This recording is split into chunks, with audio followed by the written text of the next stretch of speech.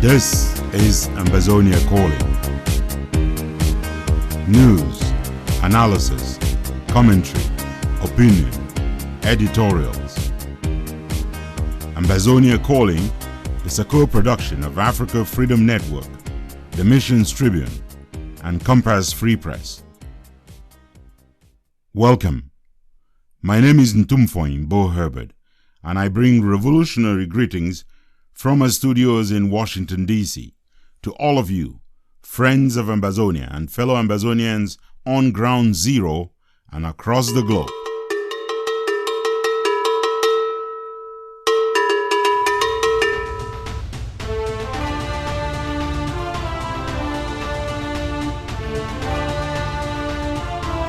Cameroon's Constitutional Council is expected in the hours ahead to declare Biya the winner of the 2018 presidential election. I am Innocent Chia. For Ambazonians, a Kamto presidency will be no different from the Biya regime. This is Lambert Mbom. Ambazonians have a right to self-defense. However, retributive killings and other war crimes are absolutely prohibited. I am C. Ajimbo Ambe. Si par aventure, M. Paul Biya se maintient au pouvoir, nous allons rendre le Cameroun ingouvernable. Parole du commissaire de police. The solution lies not in change of power from Paul Biya to Biya Paul, but rather in negotiations for the recognition of the 55th African nation, Ambazonia. This is Lambert Mbom. Caught in Civil War is the name of the mini-documentary. This is Brooke Stone for Ambazonia Calling.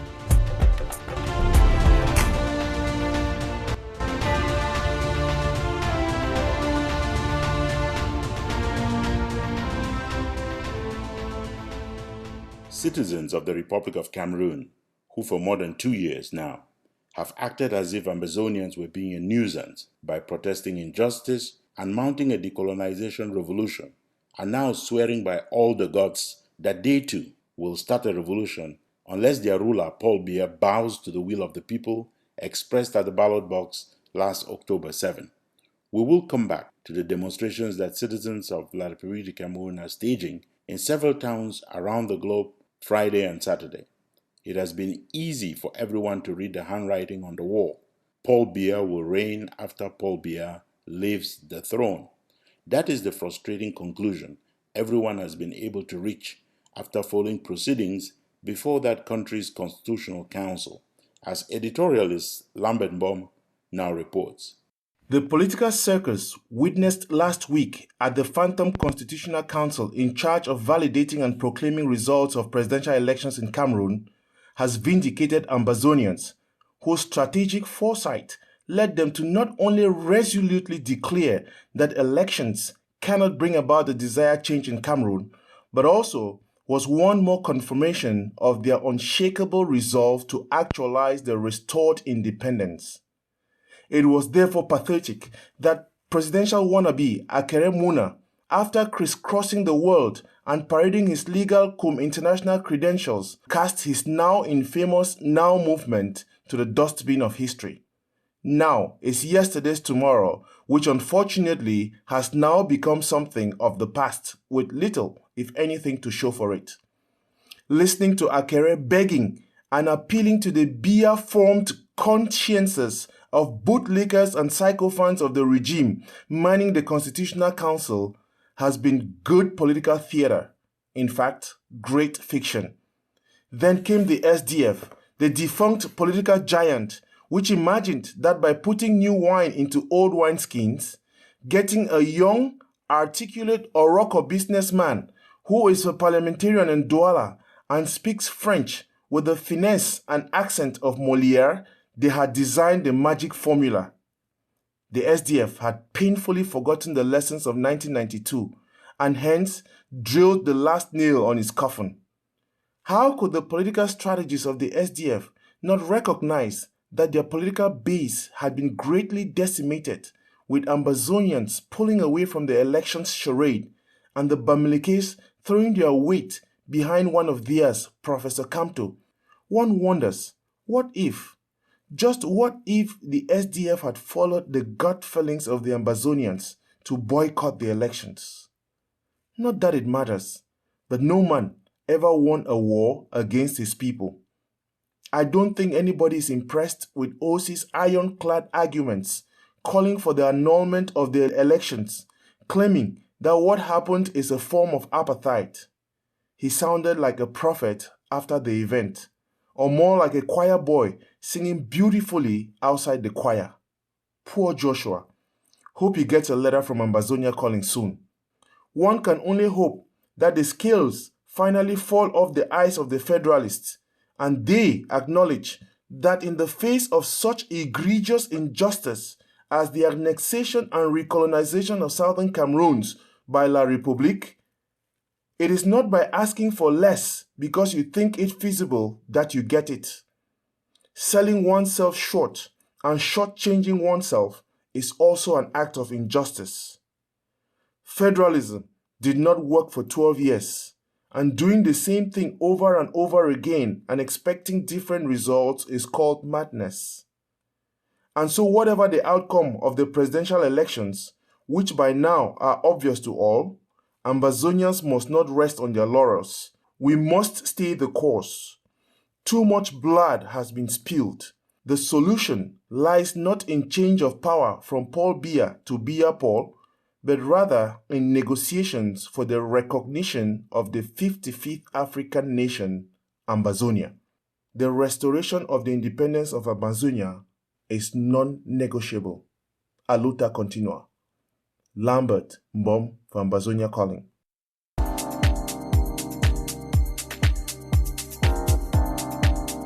This is Ambazonia Calling.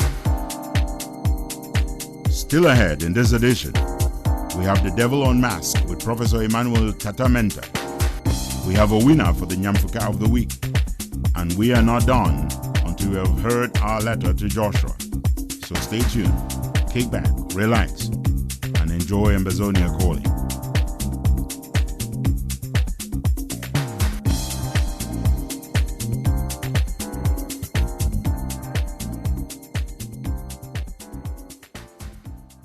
Ambazonia Calling can confirm that the leaders, all those wannabe presidents in colonial Cameroon, are reading from Ni John Frundi's playbook in 1992, when the biggest error in the job of chasing Biya from power was to call for calm when citizens were already in the streets staging peaceful demonstrations.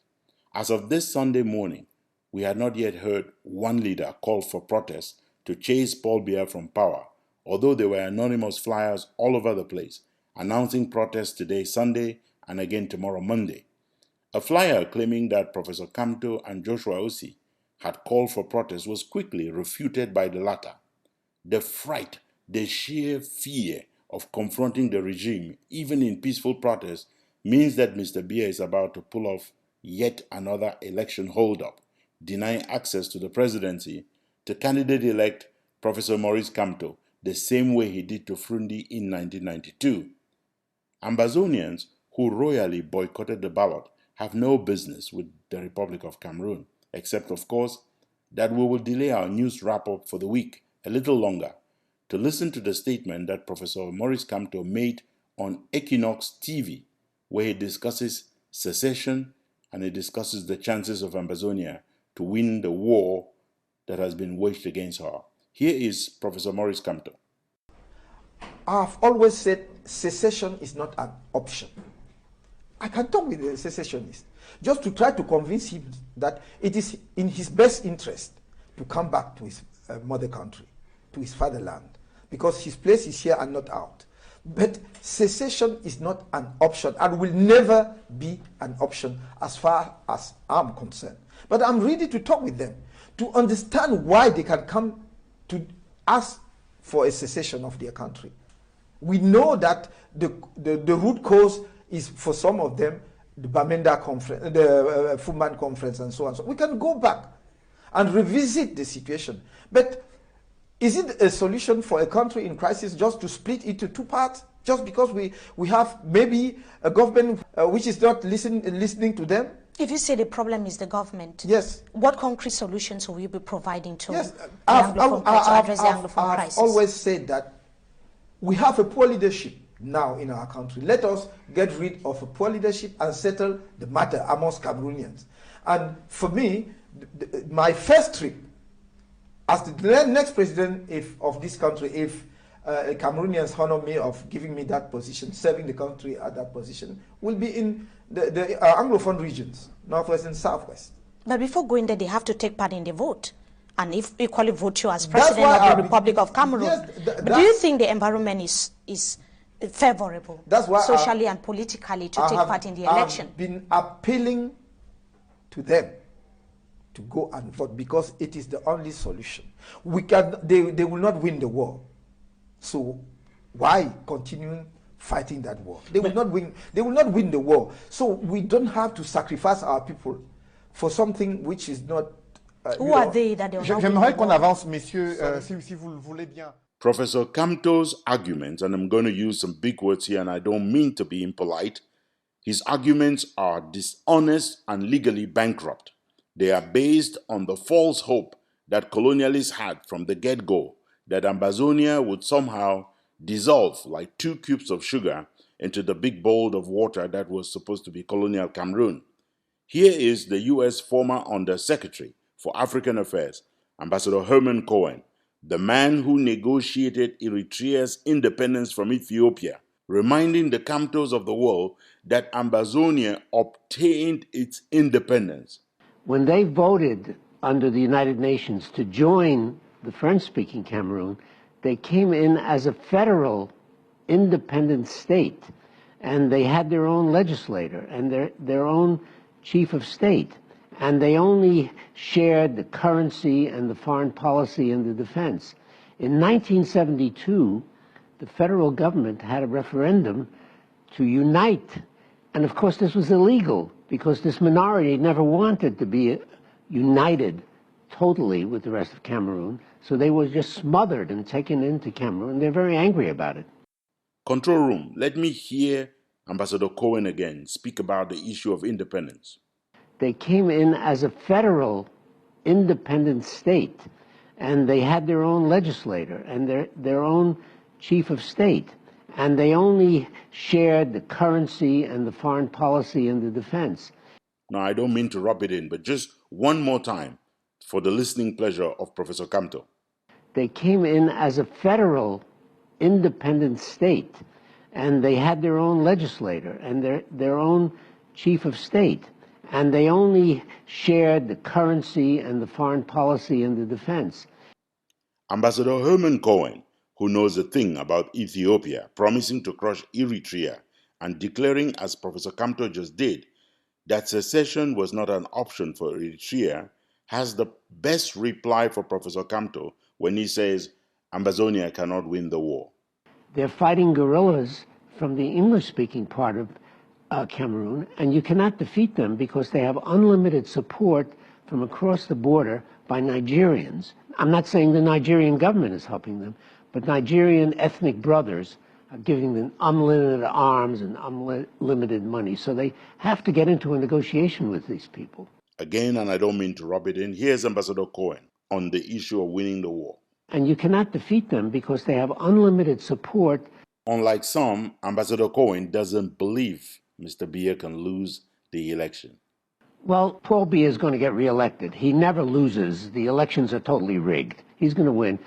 Ambassador Cohen also explained what Mr. Biya relies on to win elections. His ethnic group represents about 10% of the population. They control the military, they control the security, so they've been in power strictly by rigging elections.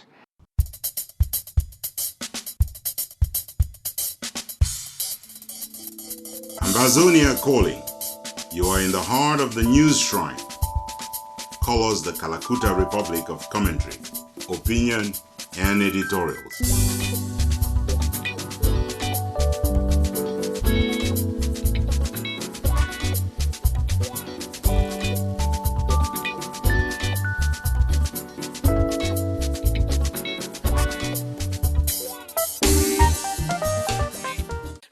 Restoration train is moving very steadily. Restoration train is hooting very loudly. Restoration train to carry everybody on the restoration journey of our liberty.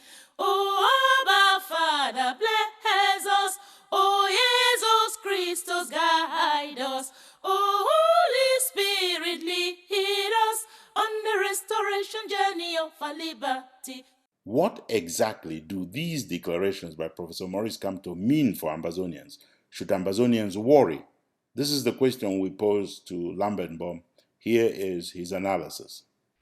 What Professor Kamto says on these two issues should have every Ambazonian worried on at least 3 counts.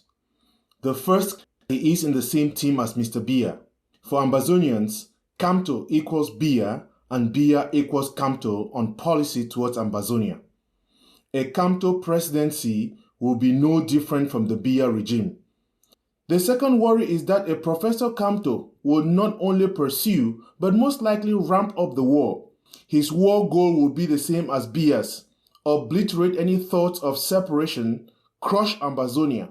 In other words, a Professor Kamto presidency will pursue the same level, if not a worse level, of war crimes, atrocity crimes, crimes against humanity, and genocidal violence as the Biya regime.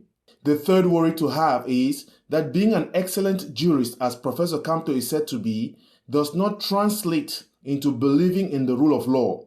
Like Biya, Kamto's decision to beat the drums of war even before getting to Eturi is a profession of his faith in the argument of force, in the argument of might is right, irrespective of resolutions adopted by the United Nations and by the African Union. In other words, and very disturbingly, a President Kamto would ignore UN resolutions. He would rewrite the history of the two Cameroons in order to prosper colonial Cameroon and ensure that Ambazonia is forever dominated by another people.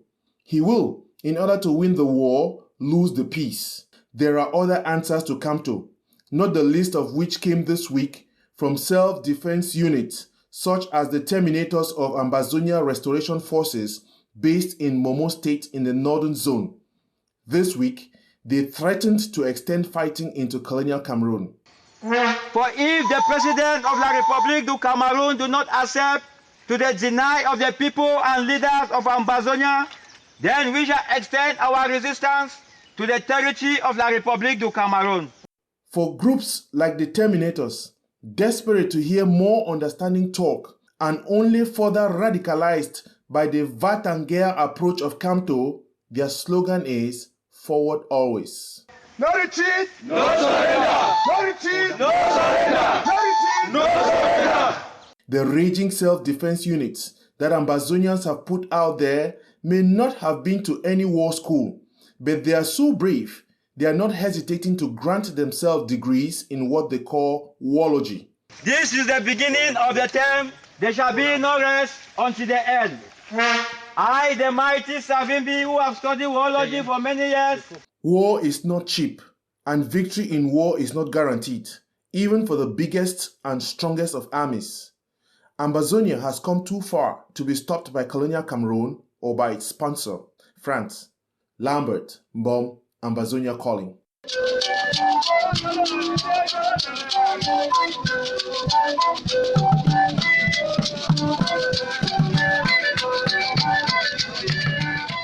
On Saturday evening, video went viral online showing pro-regime natives of Cameroon's capital, Yaoundé, driving pickup trucks over goods, mostly fruits, believed to belong to and on sale by traders of Bamileke descent.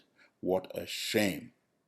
Besides Yaoundé, massive troop deployments were already visible in the towns of Douala and Bafoussam on Saturday, and anywhere in between, as well as in the towns of Garoua and Gaoundéré in the northern regions. But all that is foreign news, of course. Here now is Innocentia with the first part of our news wrap-up of the week. A high-level delegation of Ambazonian liberation movements has just wrapped up a major diplomatic mission to one of Africa's most important countries. Ambazonia Calling committed on being briefed on the mission, not to mention the name of the country in order to avoid letting our cats out of the bag. Silence on the name is also meant to prevent La République du Cameroun from sabotaging the effort as they have done with a few previous missions. This is human being. No! This is human being. This is human being burned by bomb from the La République soldiers.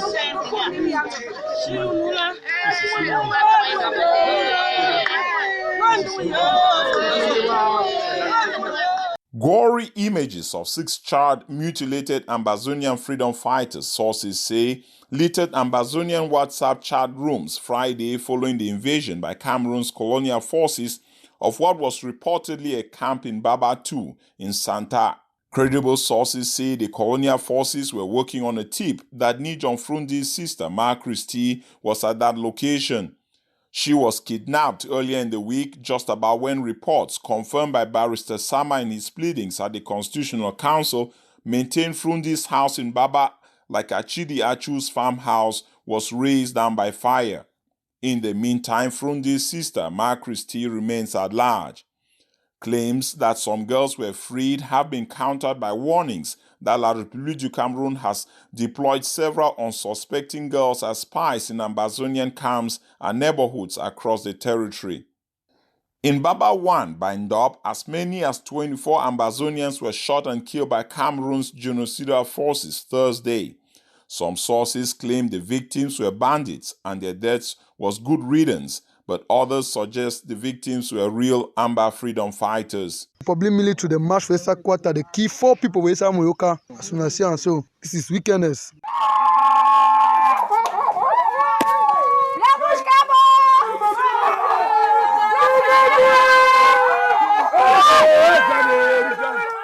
In Muyuka Wednesday, the trigger-happy genocidal forces of La République du Cameroun shot and killed 4 young unarmed civilians. The mortal remains of 3 of those killed were picked up and laid to rest in a common grave by friends and family. When I see where to the Duam for people of Southern Cameroon, na triple now they put on one hole so for Moyoka, they kill on the morning time for Moyoka. This one are genocide is, I don't know what the UN, feed the CD kind, video and so, and this kind prove and so, and then it is still waste time for ask President Pobia where they go on. 3 colonial forces of La République du Cameroun were wounded Friday in an ambush by unidentified gunmen in Mile 16 in Mutengene Southern Zone. One of the injured is reportedly in very critical condition. A video gone viral Friday accuses Amba boys of chopping off the finger of a certain Julius Mbokwo. In the video, the commentator makes a promise. 201 if we no get them, you go die. We'll be sorry for 2 go happen. Alas, we are slipping into the dangerous realm of retaliation and retributive killings, a dog-eat-dog mentality.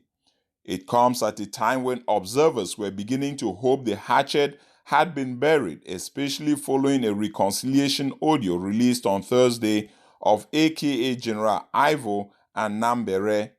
They fight this so now our fight. If we brother, they will start to get problem between ourselves. They will not see how we arrange and they will not see how the struggle will go ahead. Me and my brother Ivo and my brother, he know. Say if my brother, rifle tower de kumba, rifle tower don't joue fongata, don't want me and he. If we free body or suffer for insangata, we can reach again, this suffer again, then only we go to kill ourselves, only we go to fight among ourselves, it be very bad. The erstwhile brothers became arch enemies on account of stories concocted by some known Ambazonians in the diaspora. It resulted in the arrest, maiming, and extreme torture of some freedom fighters in the Batibo area by other freedom fighters. At Ambazonia Calling, we will continue to remind all parties involved, especially in this era of social media, that war crimes and criminals will be prosecuted to the full extent of the law. Therefore, treat prisoners of war humanely. Stop listening to charlatans and agent provocateurs of Radio Mille Collines who are asking that you maim or garry other Ambazonians. They talk so recklessly of taking human life as if they have done it or know the psychological and moral toll on the individual, family, and community. With all its might and wealth, America is grappling with the weight of post-traumatic stress disorder among soldiers and the residual effect on the community. they are sowing the seeds of hatred among Ambazonians.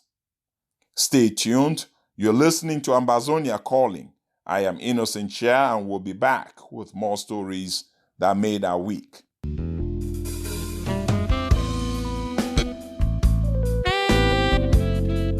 You have plenty of show yet to come, so don't go anywhere. We will be right back.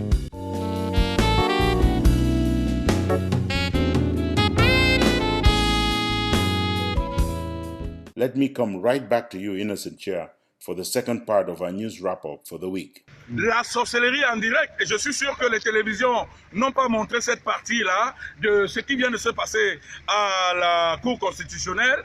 Cameroon's Constitutional Council is expected in the hours ahead to declare Biya the winner of the 2018 presidential election. Monsieur Biya, on est en train de lui donner 1 300 000 voix avec des PV qui ne sont signés de personne. The decision will belie several days of arguments during which a cross-section of opposition party lawyers and their candidates shredded the process as fraught with irregularities and demanded whole or partial cancellation of elections, especially in Ambazonia, where they argued participation was less than 0.5%. Nous ne reconnaîtrons jamais la victoire de M. Paul Biya. Demonstrations dubbed Opération Chassement have been called for Monday, October 21st across la République du Cameroun. Il faut que ce monsieur aille se reposer. Nous sommes fatigués. On est fatigués de M. Paul Biya. Opération Chassement, or Let's Kick Biya Out, comes against heavy militarization of major cities in la République du Cameroun, mainly in Douala, Yaoundé and Bafoussam. Le Cameroun nous appartient. Le peuple camerounais revendiquera sa victoire. In spite of the heavy deployment, people are saying nothing will stop them from protesting, including their leaders. Que M. Biya sache aujourd'hui, et lui et son gouvernement, et toute sa police et son armée, que nous dirons non à son élection. Moi, Paul Éric King, je dirai non à son élection jusqu'à la fin de mes jours.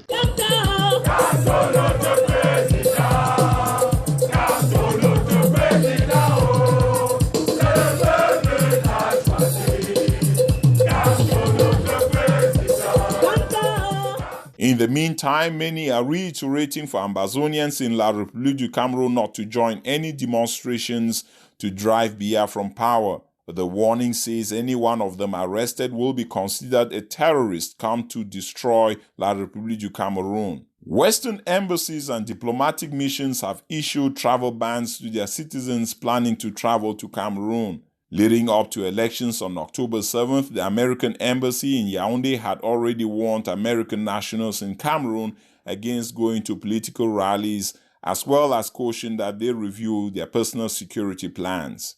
A mixed delegation of Ambazonian groups in the United Kingdom has presented Cameroon's human rights violations to the Commonwealth Human Rights Secretariat. Activists agree that La République du Cameroun will gladly take accusations of gross human rights violations anytime over the charge of genocide. After throwing in the towel because of threats to his life last week, social media activist Capo Daniel has reported back to the garrison of Ambazonia for duty.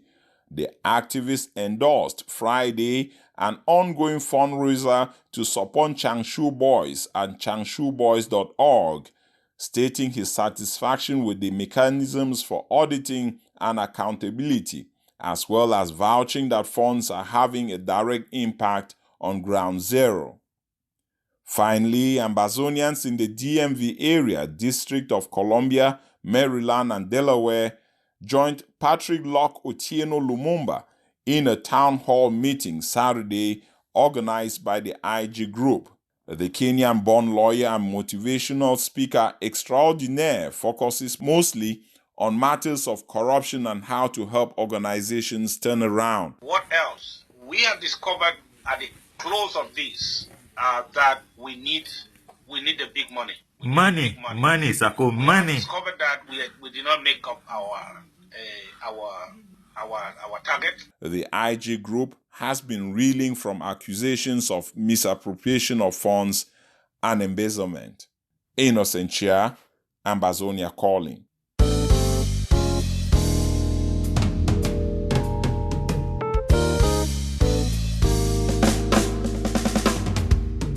Welcome to our special interview segment, The Devil Unmasked, The Truth Out.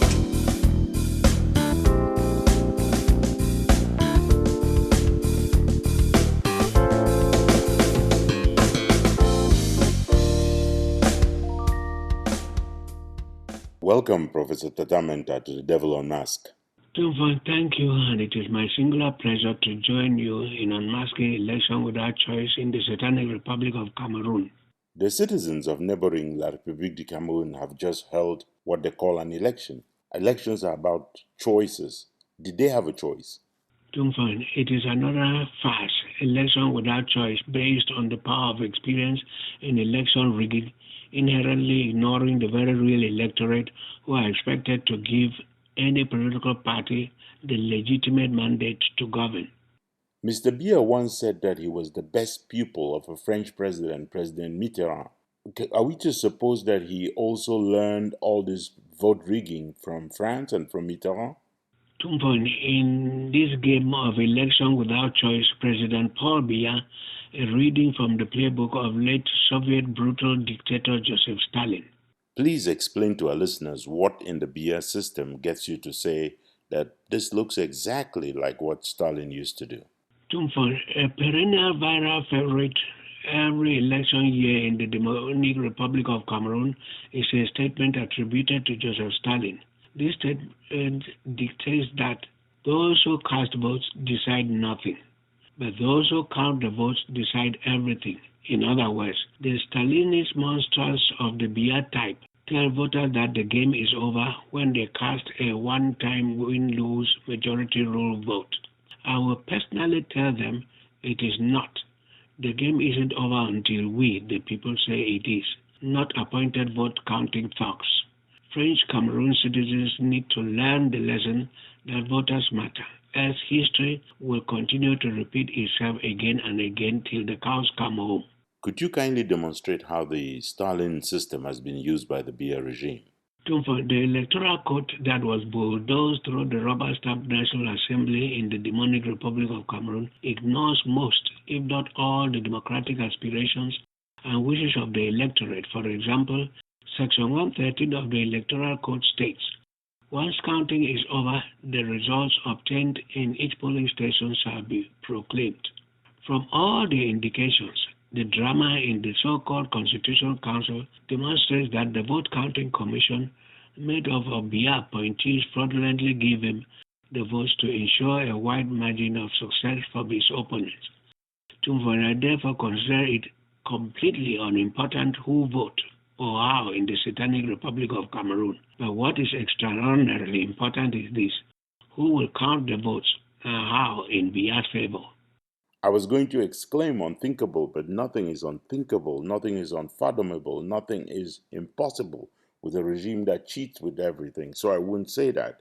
Ntumfoyn, paradoxically, let me tell you, as a political scientist, I have observed that the great majority of citizens of the Satanic Republic of Cameroon have little interest in politics.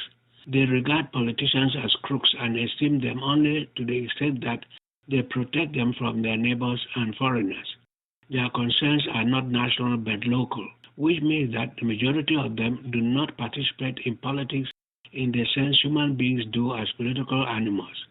Thus, after nearly more than half a century of unprecedented tyranny, the lives of the large majority are uncommonly personal, which makes them excellent whining, womanizing, and dining friends, but very poor citizens. The devilish Republic of Cameroon is supposed to be a member of the Commonwealth. Is there another country in the Commonwealth or within the Commonwealth system that has such an election system? Ntumfoyn, the British Commonwealth of Nations has been highly compromised in the sense that it has uncommonly embraced Stalinism and is celebrating it by bowing humbly to the dictates of the Biya gangster regime in Yaoundé. The British Commonwealth of Nations now looks like a chained charging bull in the China shop of world diplomacy. Let me get to my last question here. What are Ambazonians supposed to make of this? What are they supposed to continue to do? Ntumfoyn, if there ever was in the history of Ambazonian humanity an enemy who was truly universal, an enemy whose acts and moves trouble the entire Ambazonian world, threaten the entire world of Ambazonia, attack the entire Ambazonian nation and the civilized values of democracy in any way or another, that real and really universal enemy is precisely the French teleguided satanic Republic of Cameroon. It is therefore a moral obligation for Ambazonians to bravely pursue the dream for the total liberation of Ambazonia from Stalinist Bias monsters ruled by decree. Enough is enough. The time for such unrelenting pursuit is now. Oh, thank you very much, Professor Emmanuel Tatamanta, and have a wonderful week. Ntumfoyn, thanks for having me. After the election, where them do, we still they wait for the change. All the promise when they make, it don't be like saying I fake. Where the money, where the food. As everyone already suspected, Paul Biya did not call an election because he was getting ready to lose. The extent and brazen nature of the vote theft was simply shocking. Here is the monk from Balekumato with a paper inspired by the account of one election observer on television focused on a small district with some 35 truly unique exit polls and election results from those polling stations. It is the case of the district of Bikot. The fraud in favor of Mr. Biya played out all over the district as elsewhere across the country, but it was sky high at the level of 35 polling stations in Bunyi. Dans 35 bureaux de vote, le nombre d'inscrits qui est exactement le même que le nombre de votants. Le nombre de votants qui est exactement le même que les suffrages exprimés en faveur d'un seul candidat. Les autres ont 0. According to official results, the fraudsters claimed with a straight face that in all of the 35 polling stations, the number of registered voters was exactly the same as the number of actual voters, giving a 100% participation rate. Even more scandalous, in all 35 polling stations of Bunyi, every single voter cast their ballots in favor of candidate Biya. Everyone. The list of persons certified as having voted includes the names and supposed thumbprints of 5 people who died a long time ago and were already buried in the village. Au CS de Boumeyou, dans ce bureau de vote, des morts que je connais, que j'ai vu enterrer, je ne vais pas vous montrer leur tombe, ont donc voté. In order to ensure that cows and chickens voted in the far north, and that the dead resurrected and voted for Biya in Bunyi and elsewhere across neighboring Cameroon Republic. Administrative officials, ruling party faithfuls, worked together with Biya diehards and members of the country's privatized armed and security forces to chase away anyone at the polling stations representing an opposition candidate. Dans près de 80% des circonscriptions, nos scrutateurs que nous avons placés ont été mis à l'écart, soit par intimidation, soit parfois manu militari. Although it is no business of Ambazonians, we at Ambazonia Calling still believe that it is our responsibility to remind Biya of how hard a certain Mobutu Sese Seko worked in order to eternalize himself in power in Zaire.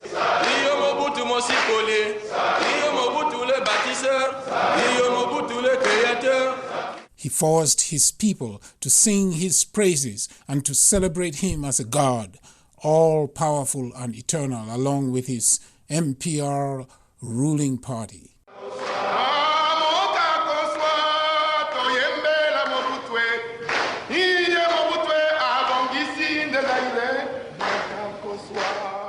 In the full bloom of his tyranny, Mobutu wanted to be idolized as an animal. He wanted to be known as a leopard, exactly like a certain Biya who wants to be known as a lion. We don't need to remind any other mortal, but given how much the walking dead man at today thinks he has become, it is worth just telling him that he will die a miserable death, isolated and disavowed by all, including by the very high priests who worship at his altar today. Just like Ahijo, he will end up in a cold, lonely grave in a cemetery in a foreign land. This is the monk from Ibalikumato, Vajikov himself, for Ambazonia Calling. Besides the case exposed at the Constitutional Council by a maladroit justice who mistakenly turned over the cheat sheets to the opposition, many Ambazonian lawyers who came before the council, among them Barrister Zakeri Muna, Sama Francis, and Agbonkon, the man who stole the show was Mbelai Komengongi. Here with a report on him is Tanyi Jude Agwa Ozugen. Several lawyers of Ambazonian descent used their appearance before the Constitutional Court to highlight the genocide unfolding in Ambazonia. Borrowing from his 40-year career pleading cases in post-conflict settings in Cambodia, Burundi, Rwanda, and Democratic Republic of the Congo, Barrister Bella Ekomi Ngongi reminded the court that the crisis has been with us for many decades. This is a festering wound that began in 1961. I was a small boy then in primary school, and I have lived part of the history. The crisis is born of neglect, he stressed. Destruction that was caused by neglect of attention to a people's needs. That part of this country, which constituted about 25% of the population, which contributes a bit more than 40% of the GDP of this country, were totally marginalized and not part of the mainstream. The root cause of the crisis, he explained, citing from a 17-page transcript of testimony delivered by Honorable G.M. Thompson of Dundee, East Scotland, speaking before the British Parliament on August 1st, 1961, Barrister Ngongi, without using the word, blamed the arrogance, callous indifference, shameless insensitivity, and colonial attitude of the Francophone regime, recognized that there were and always will be two Cameroons. The problem of uniting these two territories would, in any event, be difficult. They are two territories of completely different cultures with different political systems. There are extremely complex problems in bringing these two countries together within one national state. Barrister Ngongi was not done yet. There can be no doubt that given the difficulties facing the two countries, with their different systems of administration and their different languages, federation is the only practicable system, certainly in the interest of the inhabitants of the southern Cameroons. As the truth was bent into the skull of the president of the court, he warned in one rare interruption that he was giving Barrister Ngongi only 2 more minutes. Ahead of that, everyone watching had seen lawyers in the Camtos team go up to Barrister Ngongi and whispered something in his ear. Ambazonia Calling is almost ready to bet that it was not to encourage him to carry on. This is Jude Agwa Ozugen for Ambazonia Calling. Papa, you don't overwalk. Today, you don't come. What say you go rest? Papa. Papa, you don't overwalk. Today, you don't come. What say you go rest? Papa. Après le travail, c'est la retraite.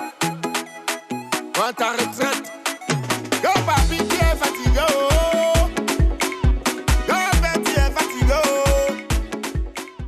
A new short documentary film focused on the turmoil that the territorial dispute between Ambazonia and colonial Cameroon is having on the city of BOYO and its immediate neighborhoods was released last week.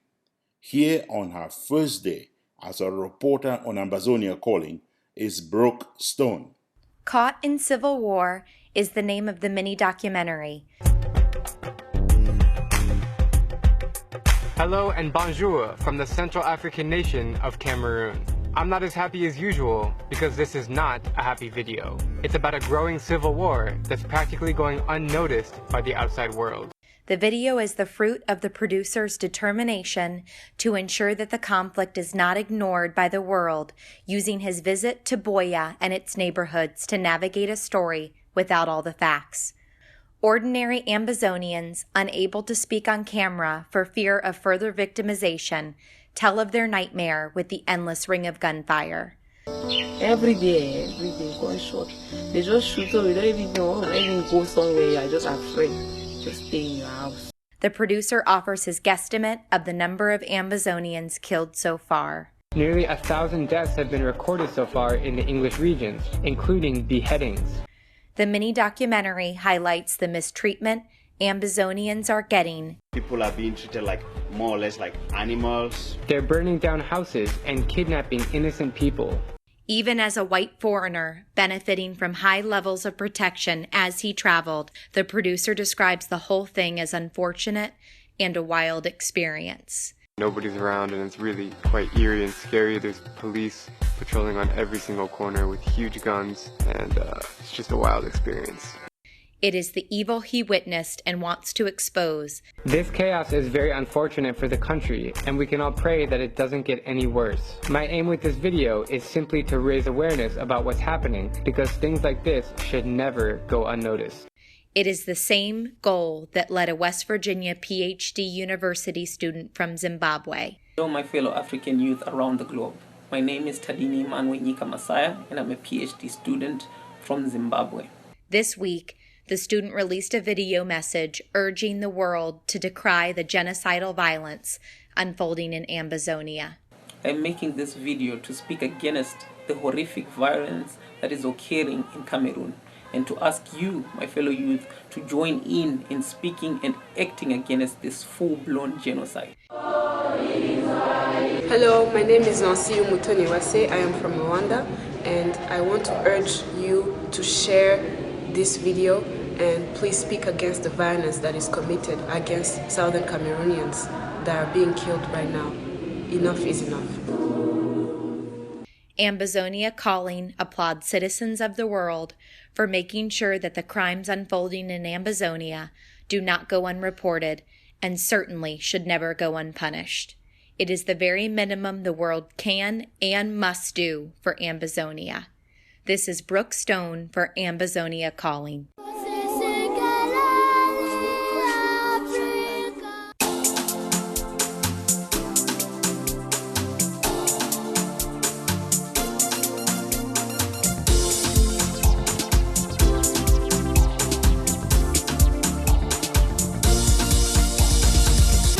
We don't do foolish, but when there are capital fools out there, we make it our duty to find them, and every week we crown one of them the Nyamfuka of the Week.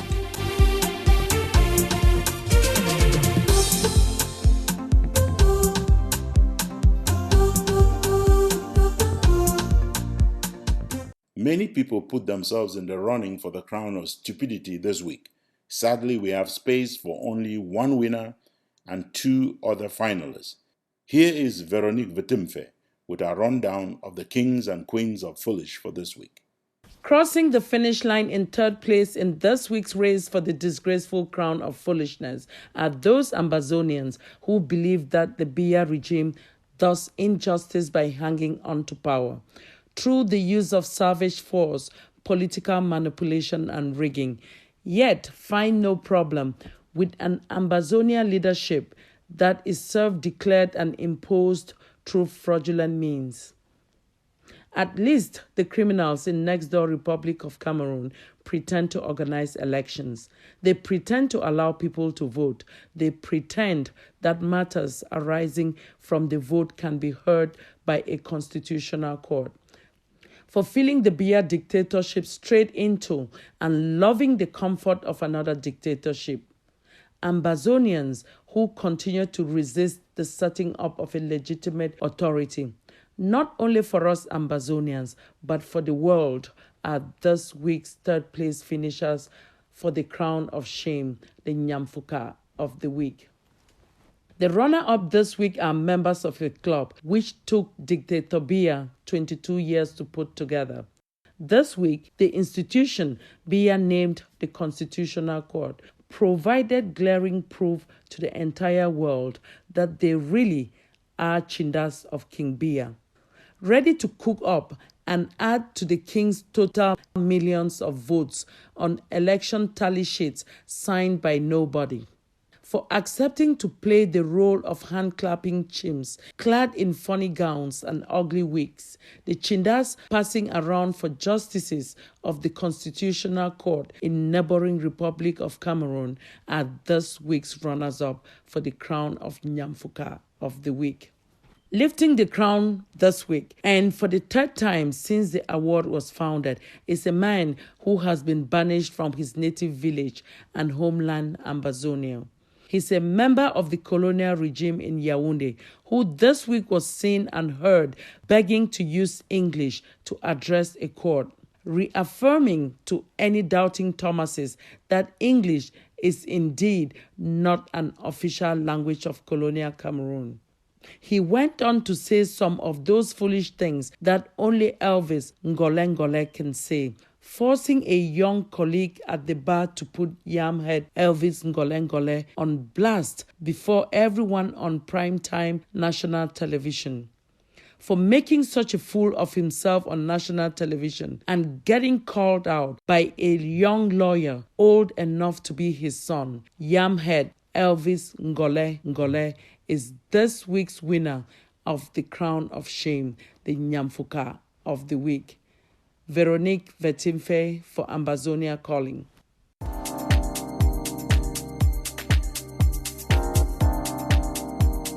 This is Ambazonia Calling.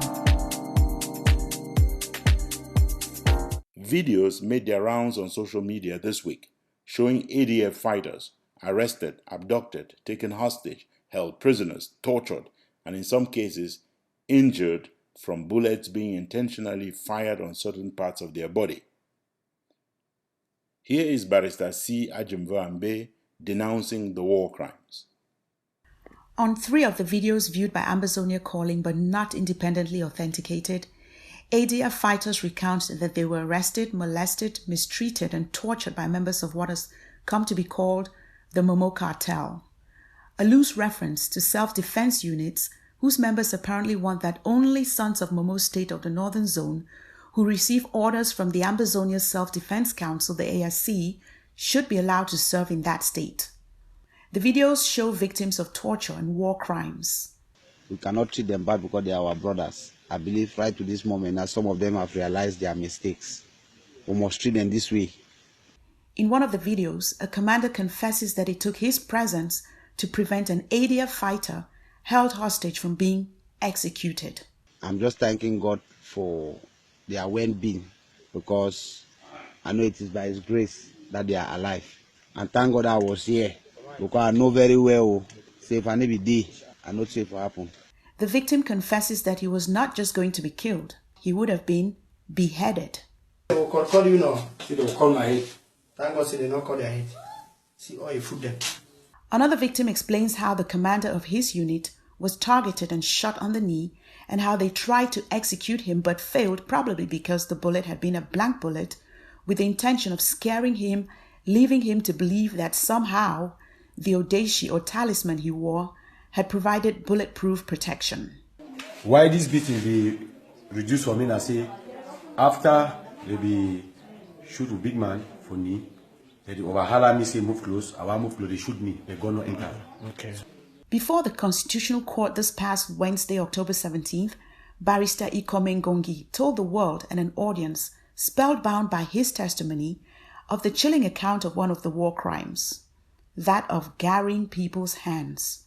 Last week, a young man named Mbame Ekwa, who lives in Bova, a village in the outskirts of BOYO town, was suspected by the Ambazonian boys of colluding with the government.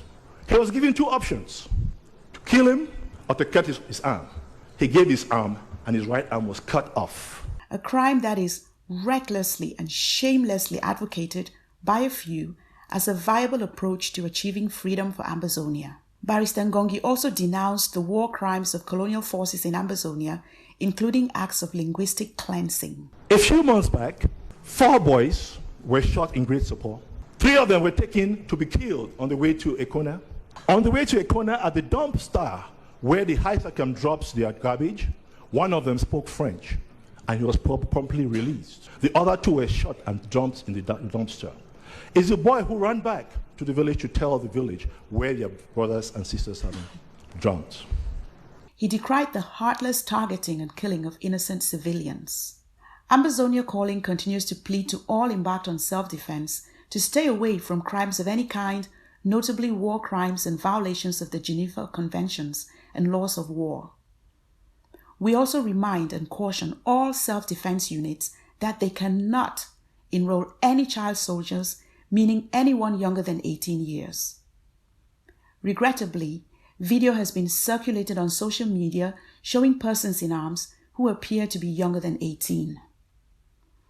Ambazonia Calling reaffirms the right of all Ambazonians to self-defense. However, while self-defense should most certainly be used by those seeking to save their lives, retributive killings are absolutely prohibited. They are a no-go zone, and we must all realize that our victory lies in victimhood and will be won through the solid legal, diplomatic, and non-violent campaign that is at the root of this revolution and must be its primary driver.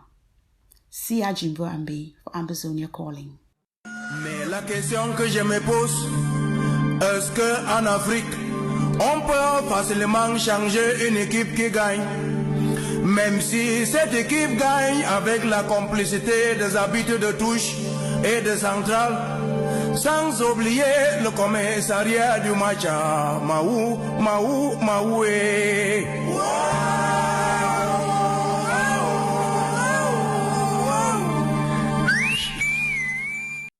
Here is our letter to Joshua.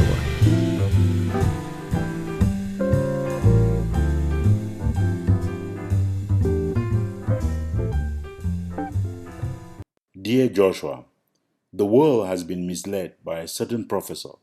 His campaign team and his supporters around the world are going around getting the world to believe that there's going to be a change of guard at the helm in the Banana Republic of Angola. That is what political naivety does to people. How can they even imagine that the Come-No-Go or the College Chewing-Gum president of the Republic of Angola will just walk away from power into the open handcuffs of prosecutors from the International Criminal Court? That is not happening. Some near people themselves. If only they knew that right now you have already designated the team that will lead the campaign which you will not even hold in 2025, that you will put that team together as soon as you are inaugurated for this 7th term. At that point, you would be barely 92 years young. You would then just seek another 7-year term, that one that will take you to 2032, at which point I believe you may even consider reducing the term of office to 5 years with the possibility to run again. And at that point, you will just seek one last term, which will allow you to see the Republic of Angola go all the way to the finish line to emergence, to middle income status in 2035. That's your goal now. I know you. It is not such a long time to come in any case for those who want to complain. Only 2 more terms of a total 14 years plus an abridged term of 5 years, after which you will go. And then, you just pass the position to a certain Chantal Bebele Zamba. You are indeed a cancer on the heart of the Banana Republic of Angola. While everyone has known all this while, they have stood by and watched while those Ambazonian terrorists have fought the regime. I am loving the anger that citizens of the Banana Republic are showing right at this moment as they prepare to take on the baby-killing monster terrorist forces of Nkunkuma. I am glad they have realized that it is not simply by throwing their hands up in the air and saying, Biaboya law, that things will change. They now know that they are on their own. They can count only on themselves. They can no longer count on Bamenda and les gens de Bamenda to fight for them. The truth is that they are fully capable if they emulate the resistance put up by the terrorists across the border, or if they follow the footsteps of their ancestors, les Gaulois. I mean, those who did not hesitate in the hexagon to call out on every citizen to pick up whatever was needed to help them storm and seize the Bastille. I mean, citizens of the Banana Republic have to know that they must put down that pain chargé that you give them during campaigns, that they must drop those banknotes, fake ones included, that are packed into envelopes to buy their votes, and that they must take to the streets and do what brave people do, like the people of Burkina Faso, like the people of the Gambia, to chase monsters like Nkrumah out of power. That's what they must do. That is the only way a republic is built. You don't have a republic until you storm the Bastille. I mean, what were they thinking? Did they really think that their votes would count? Did they think that Nkrumah of the Banana Republic of Angola was just going to trade places from the presidential palace to the presidential prison cell? I mean, as Shakespeare would say, the professor is a great man to have been a president able. The trouble is that it is not competence that takes you to the throne in Angola. It is said, Joshua, that Nkrumah is promising to offer the professor several court cases before international courts where he can earn a lot of money defending the one and indivisible Cameroon, beginning with a case against the terrorists who want to break up your beautiful Angola. This election reveals something very annoying to you, Joshua. I've heard you are vexed by the fact that the country's 6 million registered voters really hate you with a passion. Thank God you found a way of converting the Constitutional Council into an electoral college. If the people want, every one of them can even vote against Nkrumah. It does not matter, because the vote of the members of the Constitutional Council will always outweigh all the votes of every single citizen. Maybe in the future it might just be better, save money, to just cancel universal adult suffrage and just go indirect election. Who needs any votes from citizens when you can count on a few trusted justices of the Supreme Court to do everything to save you from being bundled away from the presidential palace to jail? It is especially great to know that you have justices who are willing to sacrifice everyone, including their children, their spouses, their parents, their grandmothers, in order to ensure that no one succeeds in putting an end to the satanic rule of the dead man walking, the election thief, the baby-killing monster, the come-no-go diaper-wearing shit-no-wipe lass in Nkrumah of Angola.